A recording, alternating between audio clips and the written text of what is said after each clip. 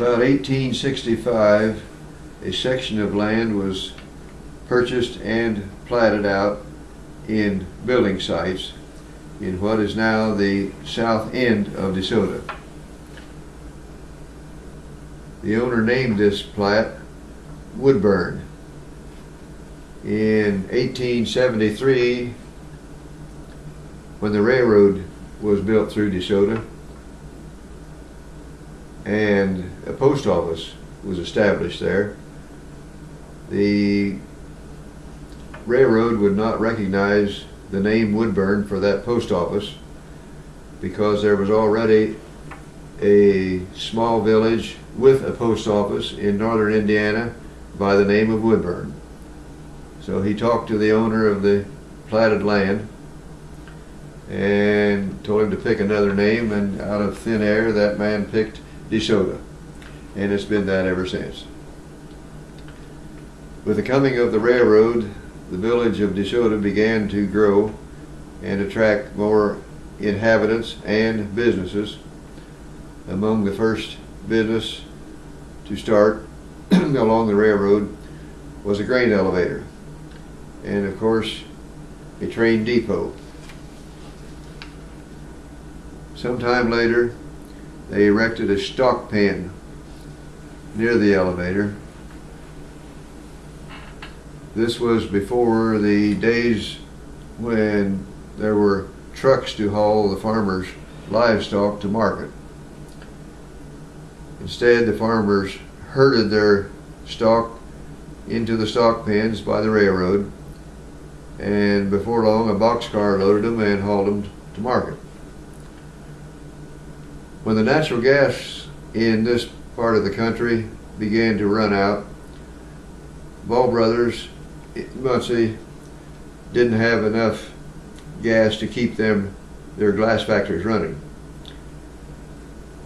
To keep them in business, they laid a natural gas pipeline from eastern Ohio to Muncie alongside of the railroad that ran through Desoto. At regular intervals along the tracks, they needed a pumping station to keep the gas moving. One of those gas stations was just across the railroad track from the elevator in Desoto. On March the 3rd, 1902, that station blew up, killing the two men who were operating it. In 1973, the grain elevator was burned to the ground and was never replaced.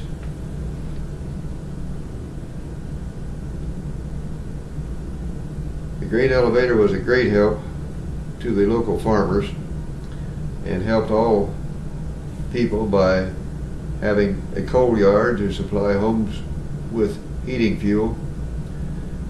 The elevator supplied farmers with an outlet for all of their grain to sell and haul to distant markets, and a place to buy fertilizer and food supplements for their livestock.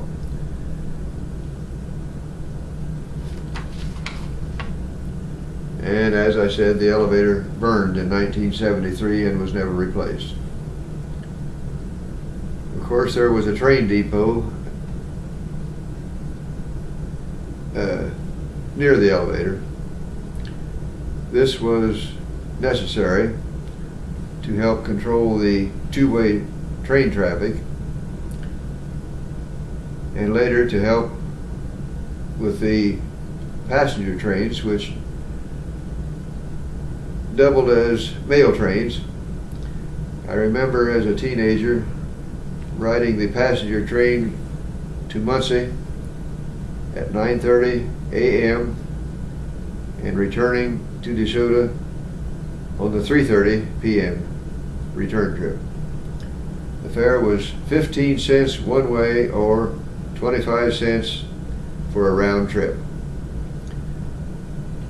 The railroad discontinued the passenger and mail service in the mid-1960s, but still operates as a freight train.